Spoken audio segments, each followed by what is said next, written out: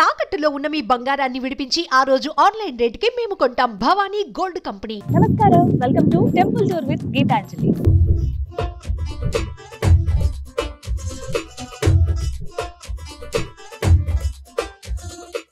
ఇవాల్టి కార్యక్రమంలో మనం ఒక ప్రత్యేకమైన ప్రాంతానికి వెళ్ళబోతున్నామండి.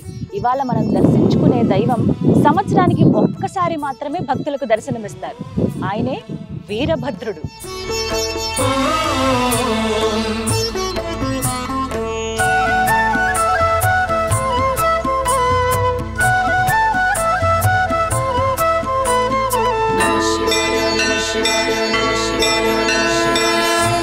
సాంబ శివ సుందర.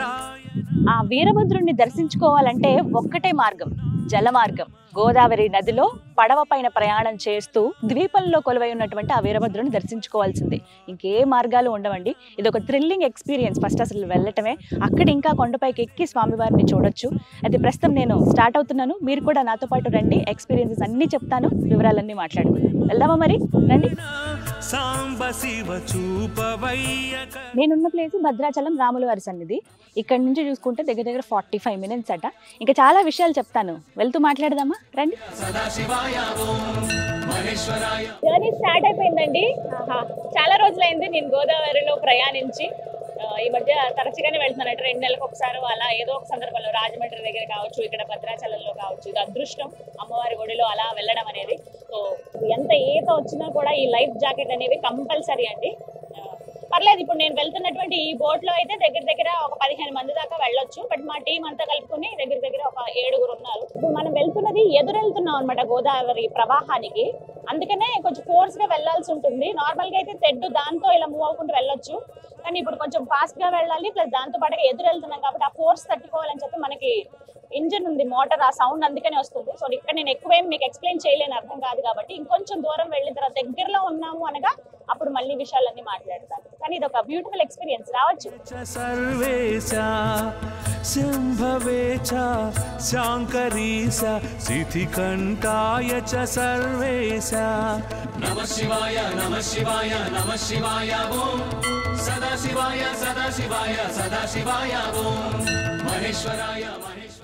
అదిగో కనిపిస్తుంది చూసారా, మనం వెళ్లాల్సిన ప్లేస్ అక్కడేనండి. మరికొద్ది నిమిషాల్లో మనం వీరభద్రుడి దేవాలయం దగ్గరికి వెళ్ళబోతున్నాం. చూసారుగా, గోదావరి నది మధ్యలో అలా ప్రయాణిస్తూ ఉన్నాము. ఒక దీవి ఇసుక తిబ్బే ఉంటుంది, మొత్తం కొండలాగా. ఆ కొండ పైన దేవాలయం ఉంటుంది. కొన్ని వందల సంవత్సరాల చరిత్ర ఉంది ఆ వీరభద్రుడికి. విశేషాలన్నీ చెప్తాను. జర్నీ అయితే చాలా థ్రిల్లింగ్ ఎక్స్పీరియన్స్ అండి.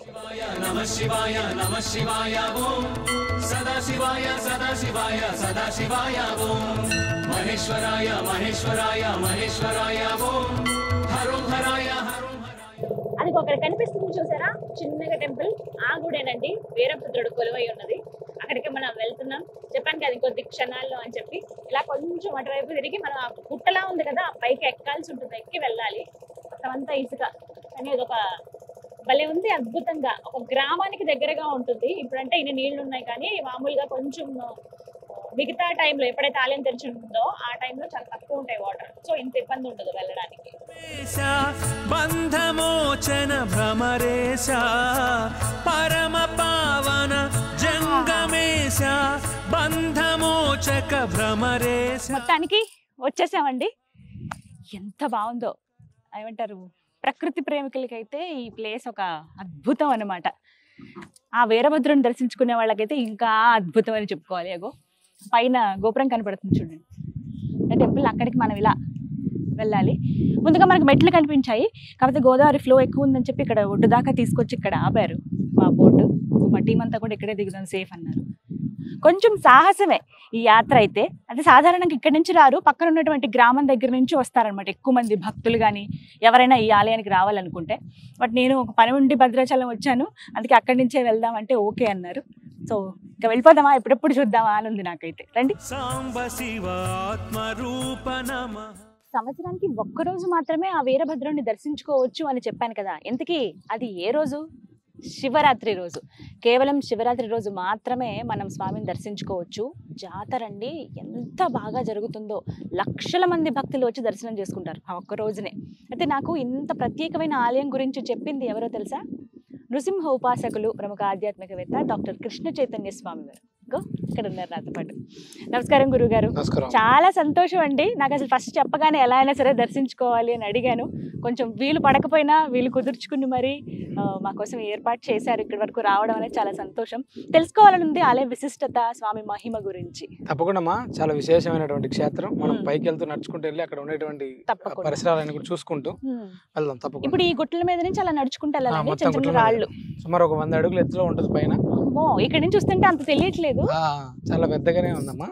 మీకు ఎంత గోదావరి వచ్చినా కూడా అంటే ఈ క్షేత్రం మునగదు అని చెప్తారు. మనకు 1986లో విపరీతమైనటువంటి గోదావరి వచ్చింది. అదేవిధంగా 2022 సంవత్సరంలో ఈ ప్రాంతం అంతా కూడా చాలా విపరీతమైన వరద వచ్చింది. ఆ సమయంలో కూడా ఈ ఆలయం మునగలేదు అని చెప్తారు. అంటే అంత విశేషమైనటువంటి క్షేత్రం. ఎంత గోదావరి ఉన్నా కూడా స్వామి ఆలయం మునగలేదు. మహిమే అది నిజంగా. చాలా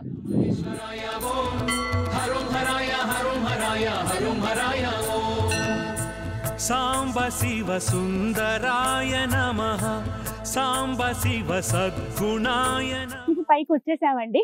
కొంచెం ఆయాసం వస్తుంది.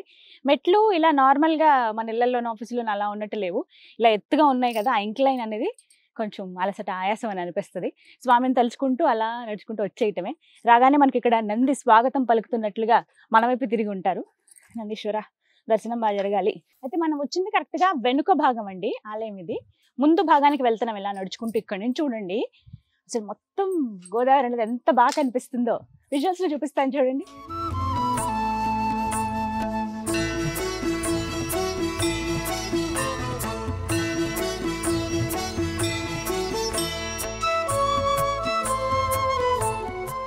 ఇక ఆలయ విశిష్టత గురించి తెలుసుకుందాం. ఇక్కడ స్వయంభూ స్వామి వీరభద్రుడు. అయితే ఇక్కడ గోపురాల్లాగా మనకు కనపడుతుంది. ప్రధాన ఆలయం ఒకటి, దాని ముందు మనకి మండపం లాగా ఉంటుంది. అలాగే ధ్వజస్తంభం చూస్తాం. అయితే ముందుగా మనం దర్శించుకునేది, పూజించేది ఆదిదేవుడా గణపతికే కదా. ఇక్కడ గణపతి విగ్రహం ఉంటుంది. ముందుగా ఆ స్వామికి దండం పెట్టుకుని వెళ్ళొచ్చు. మిగతా విశేషాలు తెలుసుకుందాం.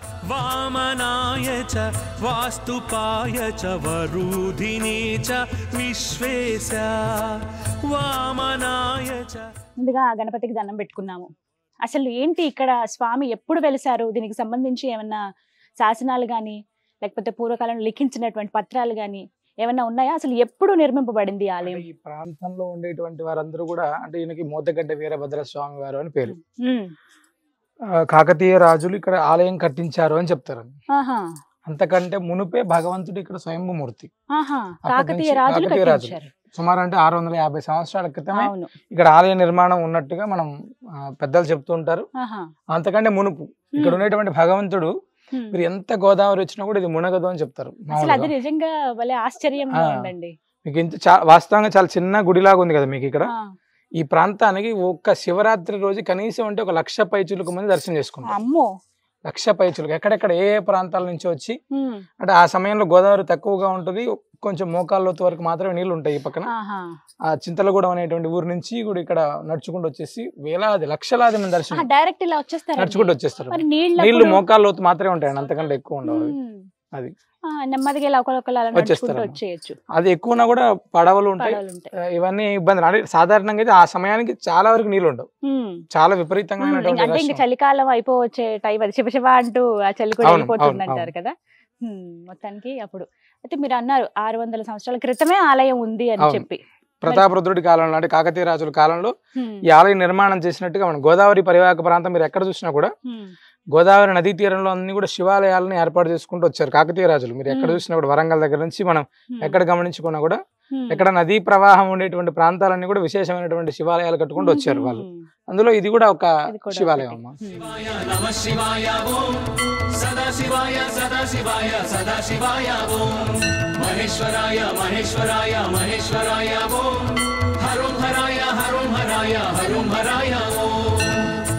సాంబ శివ సుందరాయ. దాదాపు 1000 సంవత్సరాలు అయి ఉంటుందండి. ఉండొచ్చమ్మా, ఉండొచ్చు. ఎందుకంటే ఈ ప్రాంతం వాసులు ఇంత అంటే ఇంత విశేషంగా లక్షలాది ఎక్కడెక్కడ ప్రాంతాల్లో వచ్చి ఆ సమయంలో స్వామివారి దర్శనం చేసుకోవాలంటే ఎంత వైభవం ఉంటే తప్ప అది జరగని పని అమ్మా. అది అసలు కనిపెట్టడము ఇక్కడ ఉందని ఇవన్నీ కూడా భలే విచిత్రమే. ఇక్కడ ఇదేంటండి ఈ మండపం? స్వామివారి కళ్యాణం అంటే మహాశివరాత్రికి కళ్యాణం జరిగేటువంటి ఈ ప్రాంతం అమ్మ ఇదంతా కూడా. స్వామివారిని కళ్యాణ ఆశీస్సుల కంటే ముందు ఇక్కడ కింద నుంచి గోదావరి దగ్గరికి తీసుకెళ్లి అక్కడ విశేషంగా అర్చనాదులన్నీ చేసుకున్న తర్వాత ఇక్కడ తీసుకొని వచ్చి కళ్యాణం చేస్తారు.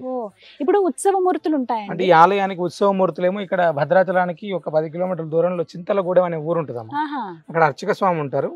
అర్చక స్వామి వాళ్ళ ఇంటి దగ్గర ప్రత్యేకంగా ఒక రూమ్ ఏర్పాటు చేసి అందులో ఉత్సవమూర్తులు ఉంటారు. అక్కడ నిత్య పూజలు నిత్యాభిషేకాలు ఏవైతే ఉంటాయో అవి అక్కడ జరుగుతాయి. గోదావరి తప్ప ఏ రోజు ఇక్కడికి రారు. ఆ రోజు అంటే నార్మల్ గా కార్తీక మాసంలో ఎవరైనా వచ్చి విశేషంగా దర్శనం చేసుకుని ఆ సమయంలో అర్చక స్వామికి ముందు తెలియజేసి అలా ఉంటుంది తప్ప. ఎందుకంటే ఆయన కూడా పెద్ద వయసు ఉన్న ఆయన, ఎక్కి దిగడం ఇవన్నీ కూడా కొంచెం ఇబ్బందికరమైనటువంటి పరిస్థితులు. ఏదైనా ముందు తెలియజేయడం తప్ప మామూలు రోజులైతే ఇక్కడికి రావడం కష్టం. ఏదైనా బోట్ లో రావాలి అంతే. మామూలు రోజులు ఎప్పుడు వచ్చినా మనం బోట్ లోనే రావాలి, ఎందుకంటే నడుచుకుంటూ వెళ్ళేటువంటి పరిస్థితి కాదు, ఇది కూడా ఇబ్బంది ఉంటుంది ఖచ్చితంగా. అయితే కళ్యాణం జరిగేటువంటి స్థలం అండి ఇది. చూడండి మండపం అన్ని పురాతన కాలం అని అర్థం, సైడ్ కి లాగా వంగినట్టు అనిపిస్తుంది, పాతకాలం అన్ని.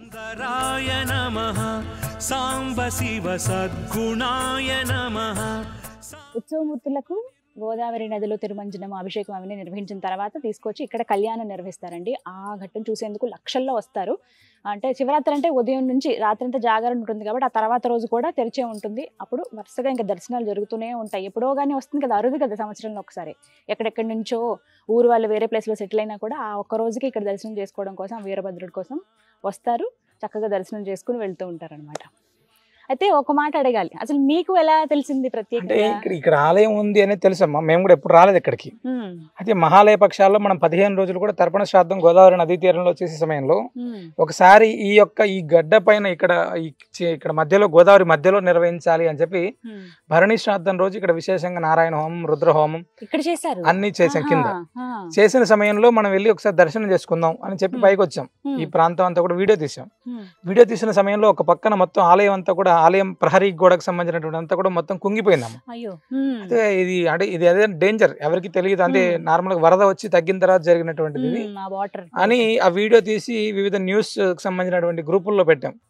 అంటే ఆలయానికి ఇలా ఇబ్బంది ఉంటుంది, ఎవరైనా అవకాశం ఉన్నటువంటి వాళ్ళు ప్రభుత్వ అధికారుల దృష్టికి తీసుకెళ్లగలరు అని చెప్పి పెట్టాం. అంటే ఎంత స్పీడ్ గా సోషల్ మీడియా ఎంత స్పీడ్ గా ఉంటుందనే దానికి 24 గంటల్లో మరుసటి రోజు ఉదయం మేము మోతగడ్డ అక్కడ అవతల పక్కన ఒడ్లో ఆ కార్యక్రమం అంతా కూడా జరుగుతున్న సమయంలో గ్రామ పంచాయతీ అధికారులు, MRO, revenue officers, endowment officers అందరూ కూడా పడవలో ఇక్కడికి రావడానికి వచ్చారు. ఏంటండి అంటే ఇలా నిన్న సామాజిక మాధ్యమాల్లో ఒక వీడియో తీసి పెట్టారు ఎవరో, దాన్ని చూడడానికి మేము వెళ్తున్నాము అని. ఎవరో కాదండి మేమే. అంటే చాలా మంచి పని చేశారు. ఎందుకంటే మళ్ళీ ఎప్పుడో శివరాత్రికి వచ్చేటప్పటికి దాకా తెలియకపోతే చాలా ఇబ్బంది అయ్యేది. కార్తీక మాసం దాకా మేము ఎవరైనా వెళ్ళకపోతే ఇబ్బంది అయ్యేది. చాలా మంచి పని చేశారు స్వామి అని చెప్పి వాళ్ళు. తర్వాత ప్రభుత్వ అధికారులు, కలెక్టర్, ఎండోమెంట్ అందరూ స్పందించి చాలా విశేషంగా. అంటే భగవంతుడు కూడా 15 సంవత్సరాలు అయింది భద్రాచల క్షేత్రంలో ఉన్నప్పుడు, 15-18 సంవత్సరాలు అవుతుంది, ఎప్పుడు ఈ ఆలయానికి రాలేదు. ఆ పుణ్యకార్యం నిర్వహించడానికి భగవంతుడు ఈ ప్రాంతానికి రప్పించి ఇక్కడ హోమం చేసి ఇలా అన్ని కార్యక్రమాలు చేయించాడేమో. చిన్న ఒక నిమిషం వీడియో, అంటే భగవంతుడి సన్నిధి పూర్వ వైభవం మంచి అద్భుతంగా కన్స్ట్రక్షన్ అవడానికి అందరినీ కదిలించింది.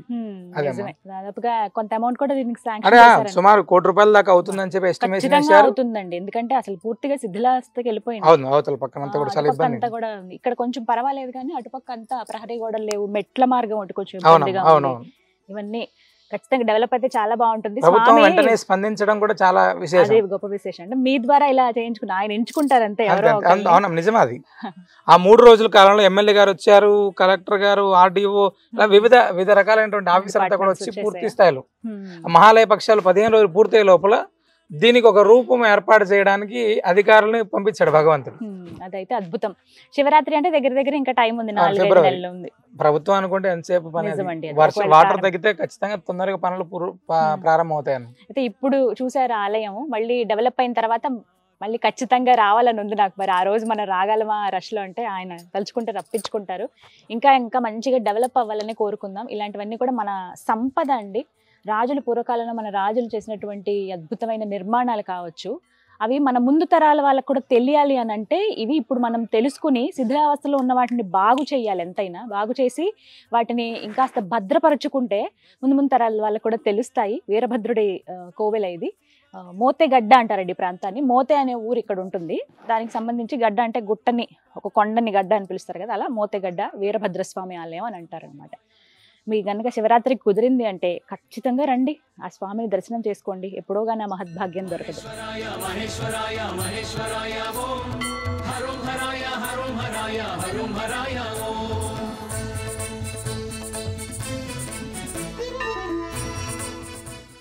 ముందుగా ఆదిదేవుడు గణపతిని మనం దర్శించుకున్నాం కదా.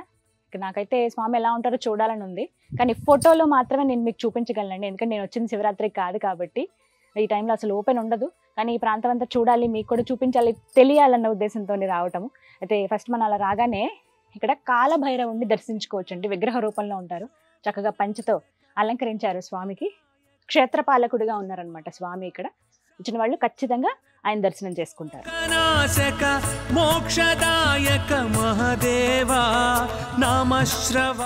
చెక్కతో చేసిన ధ్వజస్తంభం ఎంత పెద్దదో చూడండి. మనం అంత దూరంలో ఉన్నా కూడా కనిపిస్తూ ఉంటుంది అనమాట. మీకు ఓవరాల్ లుక్ చూపిస్తాను, ఒకసారి చూడండి.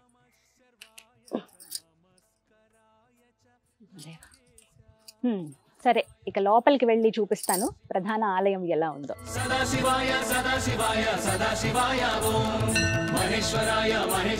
ఇది ఇంకా ప్రధాన ఆలయం వీరభద్రుడిది. ముందుగా మనకి ఇక్కడ నందీశ్వరుల వారు కనపడతారు.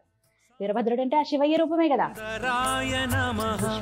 సాంబ శివ సద్గుణాయ నమః, సాంబ శివ నిర్మలాయ నమః. పూజలు చేసిన ఆనవాళ్ళు అవన్నీ ఉన్నాయి, కుంకుమ అవన్నీ వేశారు.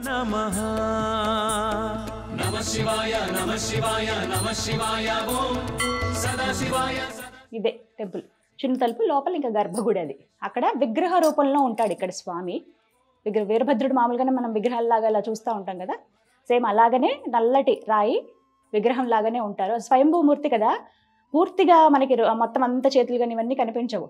తర్వాత ఆ స్వామికి ఇలా కవచం వేయటం కానీ పూలమాలలు అవన్నీ వేసి అలంకరిస్తారు కదా. అలంకరించాక ఆ మూర్తి వైభవమే చాలా బాగుంటుంది వీరభద్రుడిది.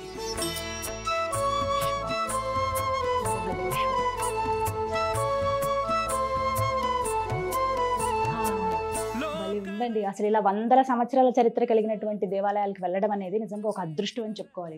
అప్పటి స్తంభాలు పైన సున్నం ఇలా వేసేసారు కానీ కలర్స్గా, బట్ ఆ పాతవి ఎలా అయితే ఉంటాయి ఆ రాళ్లతోటి అవి చూస్తే భలే అందంగా అనిపిస్తాయి కదా. అందులో ఈ ప్రాంతమే చాలా విశేషం. చెప్పాక ఎంత గోదావరి నది ఉధృతంగా ఉన్నా అసలు ఈ ఆలయం వరకు పైకి రావడమే అసహజం. రాను కూడా రావు, ఎప్పుడూ మునిగిన చరిత్రే లేదంటండి. ఇగో ఇక్కడ చూసారా పల్లకి, శివరాత్రి రోజు ఎంతో విశేషంగా జరుగుతుంది. స్వామివారి పూజ కావచ్చు, అలాగే కళ్యాణోత్సవం జరుగుతుంది. ఆ తర్వాత ఊరేగింపు చేస్తారన్నమాట. ఇక్కడే ఈ ఆలయం చుట్టూ ఇలాగా ఒక ప్రదక్షిణ లాగా చేస్తారనమాట. భక్తులందరూ నడుమ లక్షల్లో భక్తులు వస్తారు. అప్పుడు నిర్వహించేటువంటి పల్లకి సేవ ఏదైతే ఉందో దీని మీద చెక్కతోటి నిర్మించారు. స్వామి వీరభద్ర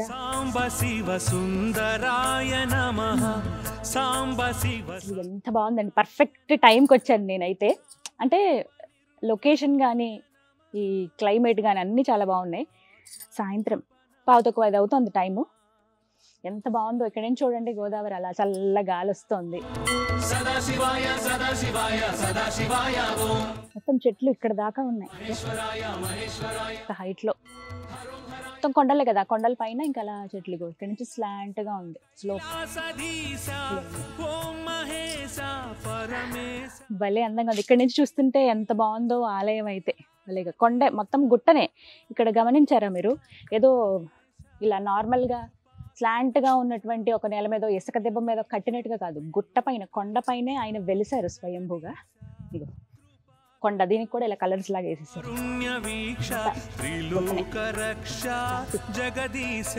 అసలు ఇలా తొలిచి ఎలా కట్టారో అప్పట్లో నిజంగా వాళ్ళ నిర్మాణ శైలి అద్భుతము. ఆ పనితీరు నిజంగా అండి అమోఘం అనే చెప్పుకోవాలి. కొంచెం మనకి ఆర్కిటెక్చర్ అవన్నీ కూడా తెలుస్తాయి కాకతీయుల రాజులు అన్నట్టు. తనకి సంవత్సరంలో కేవలం ఒక్కరోజు మాత్రమే ఆలయం తెరవబడుతుంది. ఆ తెరిచిన రోజు వైభవంగా పూజలు జరుపుకొని కళ్యాణోత్సవాన్ని నిర్వహించుకొని భక్తులకు దర్శనమిస్తాడు ఆ మోతెగడ్డ వీరభద్రుడు. మరి ఆ స్వామి దర్శనం మీ అందరికి కూడా కలగాలనుకుంటున్నాను. శివరాత్రికి వీలు చూసుకొని మీకు కుదిరితే గనక భద్రాచలం చుట్టుపక్కల ఉండి కూడా మీరు రాలేకపోతే ఖచ్చితంగా రండి. మోతెగడ్డ వీరభద్ర స్వామి. మోతే అనే ప్రాంతం దగ్గర నుంచి గోదావరిలోనే అలా తక్కువ వాటర్ ఉన్నప్పుడు వచ్చేయచ్చట బోట్లో. సరే, మరి మీరు ఇక వస్తారనే కోరుకుంటున్నాను. నేనైతే సెలవు తీసుకుంటున్నాను. ఒక మంచి మధురానుభూతి నాకైతే. స్వామిని మాత్రం ఒక ఫోటోలో అలాగ మాత్రమే చూడగలిగాను. చూద్దాం మరి ఇంకా డైరెక్ట్గా ఆయన దర్శనం దొరుకుతుందేమో, ఆ స్వామి అనుగ్రహిస్తే ఖచ్చితంగా వచ్చి నేను కూడా దర్శనం చేసుకుంటాను. చూసారుగా, ఇది వాళ్ళ టెంపుల్ టూర్ విత్ గీతాంజలి. మరో దివ్యమైన ఆలయ సందర్శనంతో మళ్ళీ మీ ముందుకు వస్తాను. అంతవరకు సెలవు, నమస్కారం.